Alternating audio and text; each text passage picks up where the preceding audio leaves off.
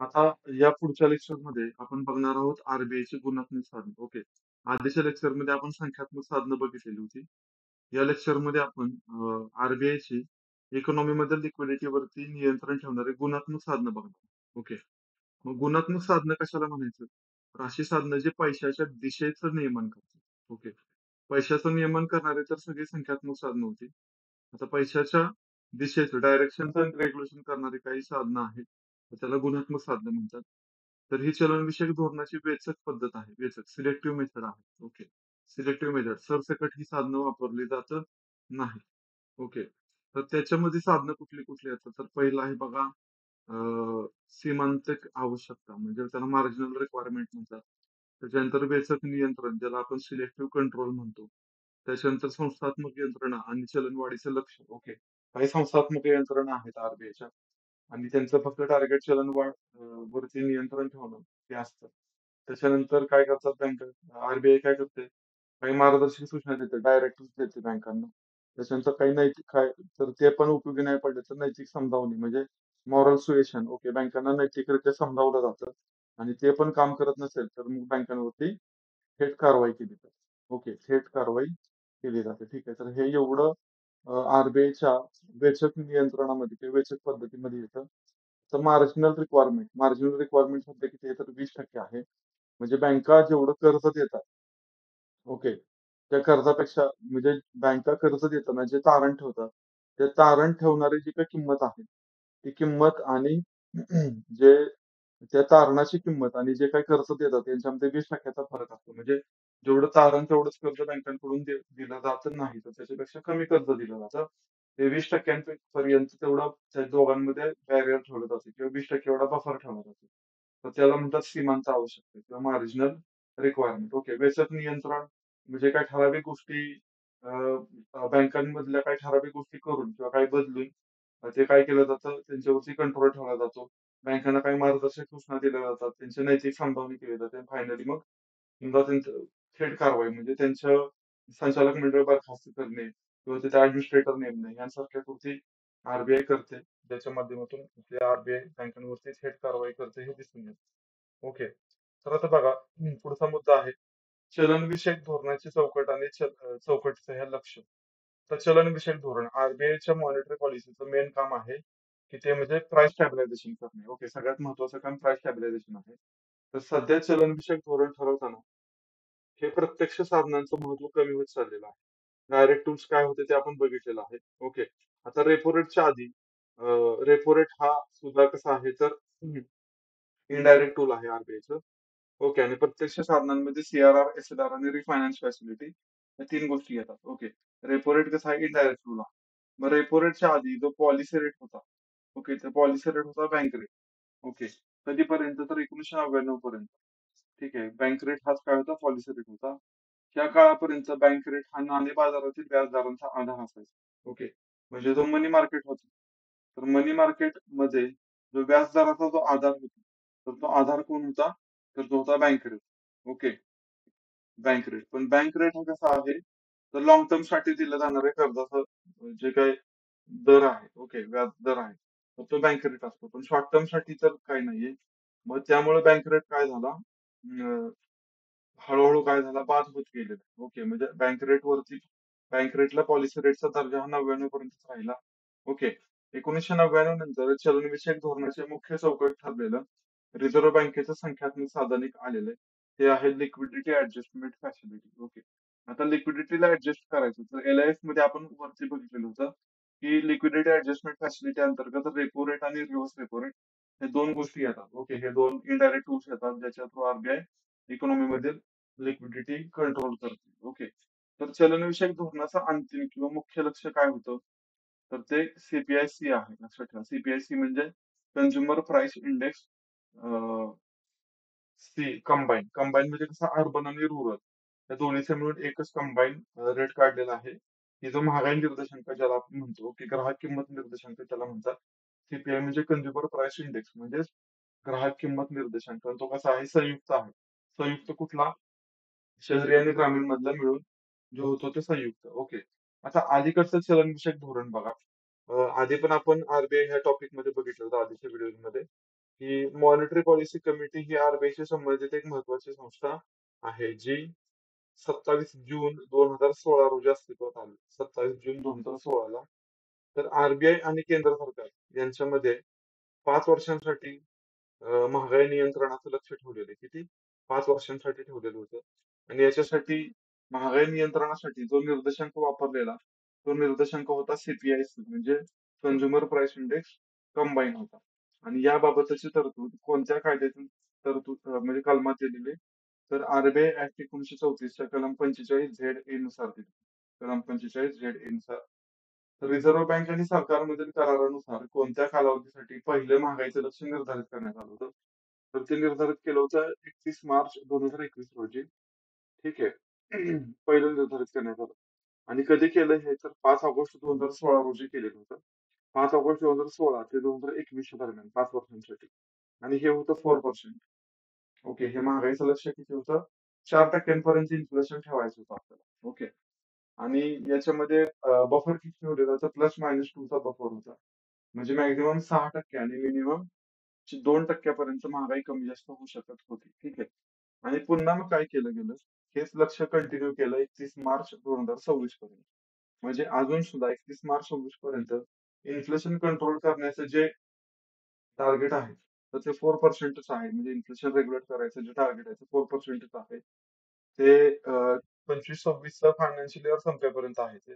31 मार्च 2026 पर्यंत. मग 31 मार्च 2026 नंतर परत पुढचं टार्गेट डिसाईड होईल इन्फ्लेशनचं. ओके. आता काही एक कन्सेप्ट आहे गोल्डीलॉक्स इकॉनॉमी म्हणून. Goldilocks economy. तर ते काय आहे ते समजून घेऊयात आपण. गोल्डीलॉक्स इकॉनॉमी म्हणजे काय?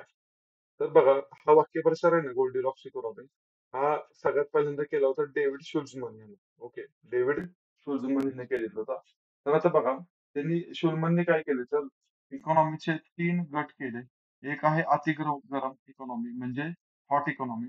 दुसरी येते टेम्परेट इकॉनॉमी म्हणजे समशीतोष्ण अर्थव्यवस्था. आणि तिसरं येते म्हणजे कोल्डर इकॉनॉमी किंवा कोल्ड इकॉनॉमी म्हणजे अति थंड अर्थव्यवस्था. ओके.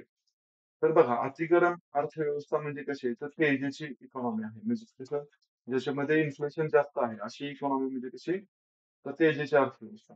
ओके. समशीतोष्ण इकॉनॉमीला डेव्हिड शोल्झमनने नाव दिलं गोल्डीलॉक्स इकॉनॉमी. ओके. गोल्डीलॉक्स. आणि अतिथंड अर्थव्यवस्थेला मंदीची अर्थव्यवस्था असं नाव दिलं. थंड आहे ती, एकदम मंद चालली अर्थव्यवस्था. ओके. आता अतिगरम अर्थव्यवस्थेची वैशिष्ट्ये काय आहेत बघा. याच्यामध्ये आर्थिक वृद्धी दर आणि चलनवाढ दोन्ही पण जास्त असतात. बेरोजगारीचा दर कमी असतो. ओके. आणि व्याजदर सुद्धा कसे असतात? जास्त असतात. आता बघा इथं आर्थिक वृद्धी दर जास्त. ज्यावेळी भारतात म्हणजे एखाद्या देशाचा जीडीपी वाढतो, त्यावेळी त्याचा वृद्धी दर जास्त आहे असं आपण म्हणतो. मग तिथं चलनवाढ पण जास्त आहे. ओके. मग बेरोजगारीचा दर कमी. लक्षात ठेवा, जेव्हा चलनवाढ जास्त तेव्हा बेरोजगारीचा दर नेहमी कमी असतो. ओके. तर ते कसं? तर चलन वाढ तेव्हाच होते जेव्हा लोकांच्या हातामध्ये पैसा येतो. ओके. मग लोकांच्या हातामध्ये ज्यावेळी पैसा येतो त्यावेळी डिमांड आपोआपच क्रिएट होते. मग डिमांड क्रिएट झाली, की गुड्स अँड सर्व्हिसेसचे प्रोडक्शन आहे तर ते सुद्धा वाढायला सुरुवात होते. आणि मग जर ह्यांचं प्रोडक्शन वाढत असेल तर आपोआपच इंडस्ट्रीला बूस्ट मिळतं आणि इंडस्ट्रीमध्ये काम करण्यासाठी लेबर लागतात. ओके. कामगार लागतात. मग आपोआपच तिथे कामगारांना रोजगार मिळाल्यामुळं या तेजीच्या अर्थव्यवस्थेमध्ये बेरोजगारीचा दर कमी होताना दिसतो. मग व्याजदर मात्र जास्त असतात. व्याजदर जास्त असतात म्हणजे काय? तर मार्केटमधला जो काही लिक्विडिटी आहे, इकॉनॉमी मधली लिक्विडिटी आहे, तर ती लिक्विडिटी सरकारला किंवा आरबीआयला दोघांना सुद्धा कमी करायची असते. ओके. किंवा ती कंट्रोलमध्ये ठेवायची असते. मग याच्यासाठी मध्यवर्ती बँक फॉर एक्झाम्पल आरबीआय काय करेल? तर अशा वेळी ते व्याजाचा दर वाढवते. मग कुठला व्याजाचा दर? कर्जावरचा पण व्याजाचा दर वाढवते आणि ठेवींच्या वरच्या पण व्याजाचा दर वाढवते. आता ठेवींच्या वरच्या व्याजाचा दर वाढवला तर अल्टिमेटली काय होणार आहे? तर लोक जास्तीत जास्त पैसा बँकमध्ये ठेवींच्या रूपामध्ये ठेवणार आहे. ओके. म्हणजे लोक खर्च करण्यापेक्षा बचत करण्यावरती जास्त भर देतील आणि कर्जाचा दर जास्त असल्यामुळे लोक कर्ज घेण्यासाठी डिस्करेज होतील. म्हणजे आपोआपच काय होईल तर मार्केटमध्ये जे काही लिक्विडिटी आहे तर ते लिक्विडिटी कमी होईल. ओके. तर हे तेजीच्या अर्थव्यवस्थेमध्ये आपल्याला ही त्याची वैशिष्ट्य दिसून येतात. ओके. तर त्याच्यानंतर आहे समशीतोष्ण अर्थव्यवस्था. ओके. समशीतोष्ण अर्थव्यवस्था म्हणजे काय बघा. तर त्याच्यामध्ये सगळं काही आलबेल आहे त्याच्यामध्ये. ओके. वृद्धीचा दर जो आहे तो कसा आहे? मध्यम आहे. चलनवाढ आहे ती चालणारी आहे. ओके. तर चलनवाढीचे टोटल 4 प्रकार पडतात. तर रांगणारी म्हणजे क्रिपिंग, त्याच्यानंतर चालणारी म्हणजे वॉकिंग, त्याच्यानंतर एक आहे पळणारी ओके. आणि एक असते म्हणजे एक असते तीव्र आणि एक असते अतितीव्र महागाई. ओके. चालणारी, रांगणारी, चालणारी, पळणारी आणि बेसुमार. असे टोटल 4 म्हणजे 3% 3 ते 10%, 10 ते 20% आणि 20% जास्त असे त्याचे क्लासेस आहेत. चालणारी म्हणजे 3% सॉरी रांगणारी म्हणजे 3% 3 ते 10% असते चालणारी. 10 ते 20% असते पळणारी महागाई आणि 10% 20% जास्त असते बेसुमार महागाई. तर इकॉनॉमीला आवश्यक असणारी महागाई कुठली असते? 4 ते 10% दरम्यानची महागाई इकॉनॉमीला आवश्यक असते. पण लक्षात ठेवा जेव्हा 9-10% म्हणजे महागाईचा दर जातो, तेव्हा ती सरकारला चिंता करणारी, सरकारची चिंता वाढवणारी बाब असते. मात्र तर ते 4 ते 6 किंवा 7% असेल, तर ते अर्थव्यवस्थेसाठी चांगली महागाई मानली जाते. म्हणजे डिमांड क्रिएट राहते त्याच्यामुळे डिमांड सतत वाढत राहते. ओके. तर अशा परिस्थितीमध्ये मध्यवर्ती बँकेला चलनविषयक धोरणामध्ये प्रायोगिक फेरफार करायला वाव मिळतो. ओके. म्हणजे ते काही एक्सपेरिमेंट करू शकतात चलनविषयक धोरणासोबत. ठीक आहे. 2 जून 2015 मध्ये काय झालं रेपो दरामध्ये 0.5% ची कपात केली आरबीआयने. 0.5% ची कपात करून तो किती केला? 7.50 वरून 7.25 केला. म्हणजेच काय? मार्केटमध्ये लिक्विडिटी आहे तर ती थोड्या प्रमाणामध्ये आरबीआयने वाढवली. ओके. रेपो रेट कमी केला म्हणजे काय केलं? बँका आरबीआय कडून कर्ज घेण्यासाठी आता काय होतील? एन्करेज होतील. ठीक आहे. हा एक्सपेरिमेंट आरबीआयला करता आला तिथं. तर या काळामध्ये भारतीय अर्थव्यवस्था गोल्डीलॉक्स अर्थव्यवस्थेसारखी मध्यम गतीने चाललेली होती. ओके. आणि या काळातच रिझर्व्ह बँकेला थोडाफार फेरफार करायला वाव मिळाला होता. आता बघा अतिथंड अर्थव्यवस्था म्हणजे त्याला मंदीची अर्थव्यवस्था म्हणतात. ओके. तर आर्थिक वृद्धी दर याच्यामध्ये कसा असतो तर कमी असतो. मंदी असते. चलन घट येते. ओके. चलन घट म्हणजे काय तर लोकांच्या हातामध्ये पैसा नसणे. ओके. लोकांच्या हातामध्ये जर पैसा नसेल तर लोकं डिमांड क्रिएट करू शकत नाही किंवा डिमांड करू शकत नाही. जर डिमांडच नसेल तर वस्तू आणि सेवांचं प्रोडक्शन करून काही फायदा नसतो. त्यामुळे अल्टिमेटली त्यांचा वृद्धी दर पण कसा राहणार आहे? कमी राहणार आहे. मग जर गुड्स अँड सर्व्हिसेसचं प्रोडक्शन होत नाही म्हणजे इंडस्ट्रियल सेक्टर डेव्हलप होत नाहीये. सर्व्हिसेस सेक्टर डेव्हलप होत नाहीये. ॲग्रीकल्चर सेक्टर डेव्हलप होत नाही. त्याच्यामुळे मग जे काही पॉप्युलेशन आहे ते बऱ्यापैकी बेरोजगार राहतात. त्याच्यामुळे बेरोजगारीचा दर आहे जो तो वाढतो. ओके. त्याच्यानंतर मागणी वाढवण्यासाठी मध्यवर्ती बँकेला व्याजदर कमी करावे लागतात. व्याजदर कमी केले तरच काय होईल? लोक बँकांकडून कर्ज घेण्यासाठी प्रवृत्त होतील आणि बँकांमध्ये ठेवी ठेवणार नाहीत कारण ठेवींवरती व्याज पण कमी मिळणार आहे. ओके. आता ह्या तीनपैकी गोल्डीलॉक्स अर्थव्यवस्था कशाला म्हणतात? तर समशीतोष्ण अर्थव्यवस्थेला म्हणतात. हे जे काही लक्षण हे जे आपण काय बघितलं समशीतोष्ण तेच गोल्डीलॉक्स आहे आणि त्याच्यामध्ये काय घडतं ते पण आपण बघितलं. तर अर्थव्यवस्थेसाठी चांगली असणारी ही म्हणजे अवस्था आहे गोल्डीलॉक्स अर्थव्यवस्था म्हणजे. ठीक आहे. आता बघा चलनविषयक धोरणामधल्या काही अडचणी आहेत. ठीक आहे.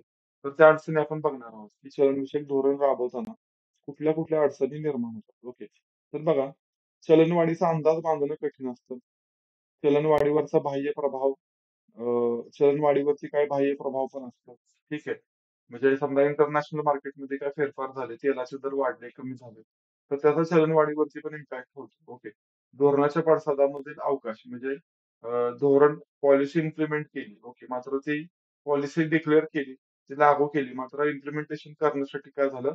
इम्प्लिमेंटेशन केल्यानंतर त्याचा जो इम्पॅक्ट आहे, तो इम्पॅक्ट पडायला वेळ लागला. त्याच्यानंतर बँक तथा गैर बँकांच्या सहभागाची अपेक्षा म्हणजे समजा आरबीआयने मॉनिटरी पॉलिसी डिक्लेअर केलेली आहे. मात्र बँका आणि त्या मॉनिटरी पॉलिसीमध्ये आरबीआयने बँक रेट किंवा जो व्याजाचे दर आहे, तर ते व्याजाचे दर समजा उदाहरणार्थ वाढवायला सांगितलंय. पण बँका ते व्याजाचे दर वाढवत नाहीये. ओके. कारण बँका व्याजाचे दर वाढवणे हे पूर्णपणे बँकांवरती अवलंबून आहे. पण आरबीआयने व्याजाचे दर वाढवले बँक रेटवरचे. पण बँका काय करतात पुढे ग्राहकांना ज्या दराने व्याज द्यायचे त्याच्यावरचा दर काही ते वाढवत नाहीये. व्याजदर वाढवत नाहीये. मग त्याच्यामुळे काय आहे, की आरबीआयची मॉनिटरी पॉलिसी त्याला बँका आणि नॉन बँकिंग फायनान्शियल कंपन्यांनी सुद्धा कोऑपरेट करणं खूप आवश्यक असतं. ओके. त्याच्यानंतर काळ्या पैशाचा प्रभाव. तर बघा काळा पैसा हा पॅरलल इकॉनॉमी चालवत असतो. समजा मार्केटमध्ये काळा पैसा जर जास्त असेल, ओके. तर त्याच्यामुळे काय होणार आहे, तर अल्टिमेटली पॅरलल इकॉनॉमी चालणार आहे. सरकारने जे काही धोरणं राबवलेली आहेत, तर त्याला पुरेसा प्रतिसाद मिळणार नाही. त्याचा इम्पॅक्ट जास्त दिसणार नाही. त्याच्यानंतर अविकसित नाणे बाजार. नाणे बाजारामध्ये 2 गोष्टी येतात. एक तर 13 महिन्यांपेक्षा कमी मुदतीचे व्यवहार येतात. दुसरी गोष्ट म्हणजे सगळे बँक व्यवहार हे नाणे बाजारामध्ये होतात. ओके. त्याच्यामुळे नाणे बाजाराला बँक मार्केट असं पण म्हणतात. ओके. ओके. मनी मार्केटला बँक मार्केट असं पण म्हणतात. मग समजा जर मुळातच बँक डेव्हलप नसतील, तर अल्टिमेटली गव्हर्नमेंटचे जे काही मॉनिटरी पॉलिसी असतील, ओके, आरबीआयची मॉनिटरी पॉलिसी असेल किंवा गव्हर्नमेंटची फिस्कल पॉलिसी आहे, तर ती चांगल्या प्रकारे इम्प्लिमेंट होऊ शकणार नाही. ओके. आणि चौथा आहे ते म्हणजे राजकोषीय धोरणाचा प्रभाव. ओके. म्हणजे आरबीआय एका बाजूने मॉनिटरी पॉलिसी इम्प्लिमेंट करते, पण दुसऱ्या बाजूनं गव्हर्नमेंटची जी फिस्कल पॉलिसी आहे, तर त्याच्यामध्ये काय फ्लॉज असतील, त्याच्यामध्ये काय त्रुटी असतील, तर ती मॉनिटरी पॉलिसी फार चांगल्या पद्धतीने काम करत नाही. तर ह्या चलनविषयक धोरण किंवा धोरणातल्या ज्या अडचणी किंवा मर्यादा काय काय आहेत, ते याच्यामध्ये मेन्शन केलेल्या आहेत. ओके. आता त्याच्यानंतर बघा आरबीआयची कार्य बघायची आपल्याला. आरबीआय कोणती कोणती कार्य करते ते. ठीक आहे. तर याच्यामध्ये चलनविषयक धोरण ठरवण्याचा जो अधिकार आहे, तर तो मॉनिटरी पॉलिसी कमिटीला आहे. ते आपण मॉनिटरी पॉलिसी कमिटी याच्यामध्ये बघितलेली होती. 2016 पासून मॉनिटरी पॉलिसी कमिटी काय करते? मॉनिटरी पॉलिसी ठरवते. मात्र मॉनिटरी पॉलिसी इम्प्लिमेंट करण्याचा जो राईट आहे किंवा ते काम जे आहे, तर ते आरबीआयकडे आहे. तर काय होतं? तर आरबीआय मॉनिटरी पॉलिसी संबंधीचा जो अहवाल आहे, तर ते दर 6 महिन्यांनी डिक्लेअर करते. ओके. दर 6 महिन्यांनी डिक्लेअर केला जातो. आता आरबीआयचं पहिलं काम तर बघितलं, की चलनविषयक धोरणांची अंमलबजावणी करणे. ओके. म्हणजे मॉनिटरी पॉलिसी इम्प्लिमेंट करणे हे आरबीआयचं पहिलं काम आहे. दुसरं आहे आरबीआय इश्युअर ऑफ करन्सी आहे. म्हणजे ₹1 नोट जर सोडली, तर बाकी सगळ्या नोटा छापण्याचं कार्य हे आरबीआय करत असते. ओके. आरबीआय 1935-34 नुसार आरबीआयला तो राईट मिळालेला आहे. ओके. मग आरबीआय सगळं चलन छापतं ₹1 नोट सोडून. मात्र सर्व चलन म्हणजे त्याच्यामध्ये सर्व रुपये पण आले, पैसे म्हणजे कॉइन पण आले, नोटा पण आल्या किंवा ₹1 नोट पण आली. तर हे सगळं इश्यू करण्याचं, ओके, मार्केटमध्ये उतरवण्याचं काम हे आरबीआयच करत असते. लक्षात आलं. फक्त ₹1 नोट छापण्याचं काम भारत सरकार करतं आणि त्या ₹1 नोटेवरती फायनान्स सेक्रेटरीची सही असते. ओके. त्याच्यानंतर बघा इश्युअर ऑफ करन्सी नंतर तिसरं आरबीआयचं मेन फंक्शन आहे ते म्हणजे आरबीआय सरकारची बँक म्हणून काम करते. ओके. आरबीआय सरकारची बँक आहे. तर तिला हे काम आरबीआय ऍक्ट 1934 नुसार मिळालेलं आहे. ठीक आहे. सरकारला काय करावं लागतं? आरबीआय मध्ये डेली बेसिसवरती ₹10 कोटी मेंटेन करावे लागतात आणि दर शुक्रवारी सरकारला 100 कोटी तरी मेंटेन करावे लागतात. ओके. सरकारच्या विविध मंत्रालय आणि विभागांना सुद्धा विशिष्ट पब्लिक सेक्टर बँक्स वाटून दिलेल्या आहेत. ज्या आरबीआयच्या वतीने त्या मधील जे काही वित्त व्यवहार आहेत, तर त्यांचं रेग्युलेशन करतात. ठीक आहे. तर सरकारच्या खात्याचं नियमन करणारा आरबीआय मध्ये एक विभाग आहे. सरकारचं जे काही खातं आहे, ओके, आरबीआय मधलं. तर त्याचं रेग्युलेशन करणारा आरबीआय मध्ये एक विभाग आहे. त्याचं नाव आहे government and bank accounts department. Okay. तर ह्या सेंट्रल अकाउंट्सचं जे काही सेक्शनचं मुख्यालय आहे, सेंट्रल अकाउंट सेक्शनचं मुख्यालय, तर ते आहे नागपूरला. ओके. हे याच्यामध्ये इम्पॉर्टंट आहे. आता बघा, आरबीआय राज्य सरकारची बाबत पण भूमिका पार पाडते. जशी केंद्र सरकारची ती सरकारची बँक म्हणून काम करते. त्याच पद्धतीनं राज्यांची बँक म्हणून पण ती काम करत असते. तर याच्यामध्ये रिझर्व्ह बँक राज्य सरकारांसाठी सुद्धा बँकर किंवा कर्जाचे व्यवस्थापक म्हणून काम पाहते. दुसरी गोष्ट म्हणजे की राज्यांच्या राजकोषीय व्यवस्थापनामध्ये ती मदत करत असते. तिसरं आहे की राज्य सरकारी गव्हर्नमेंट म्हणजे स्टेट गव्हर्नमेंट सिक्युरिटीज विकून ते राज्यांना कर्ज उभारून देते. जसं केंद्राला कर्ज उभारून देते, त्याच पद्धतीनं राज्याला सुद्धा कर्ज उभारून देते. आणि वर्षातून काय होतं तर 2 वेळा स्टेटचे जे फायनान्स सेक्रेटरी आहेत, तर त्यांची मुंबईतल्या आरबीआयच्या मुख्यालयामध्ये मीटिंग होते आणि त्याच्याद्वारे आर्थिक स्थैर्य आणि विकासाला हातभार लावायला सुद्धा आरबीआय मदत करत असते. ठीक आहे. तर बघा, 2 राज्यांसाठी आरबीआय पूर्वी पूर्णपणे शासकीय शासनाची बँक या भूमिकेतून काम करत नव्हती. ते एक पहिलं जम्मू काश्मीर होतं आणि दुसरं सिक्कीम आहे. ओके. मग जम्मू काश्मीरसाठी त्यांची जम्मू काश्मीर बँक होती. ओके. आणि सिक्कीमसाठी जर बघितलं तर सिक्कीमच्यासाठी स्टेट बँक ऑफ सिक्कीम होती. तर त्या दोन्ही काम करत होत्या. ठीक आहे. हे एवढंच त्याच्यामध्ये फार इम्पॉर्टंट म्हणजे एवढंच इम्पॉर्टंट आहे. बाकी काही फार इम्पॉर्टंट नाहीये. तिसरं म्हणजे आरबीआय बँकांची बँक आहे. बँकांची बँक म्हणतात तिला आरबीआय. ओके. तर त्याच्यामध्ये गोष्ट काय आहे ते आपण बघूया. ठीक आहे. आरबीआय बँकांची बँक आहे. तर बघा, एका बँक खात्यातील अतिरिक्त शिल्लक दुसऱ्या बँक खात्यामध्ये वळवण्यासाठी रिझर्व्ह बँकेने ई कुबेर नावाची प्रणाली सुरू केलेली आहे.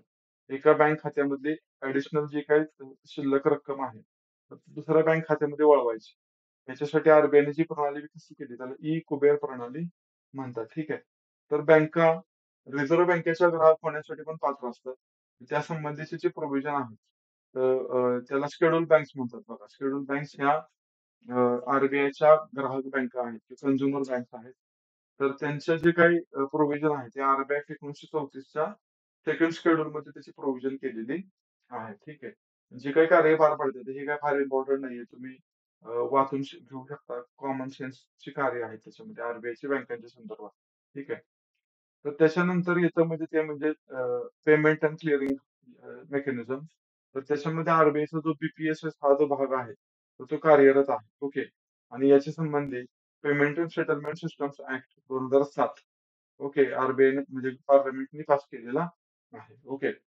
तर ही आरबीआयची काही कार्य आहेत. पुढच्या लेक्चरमध्ये आपण आरबीआयची राहिलेली कार्य बघणार. ओके. Thank you.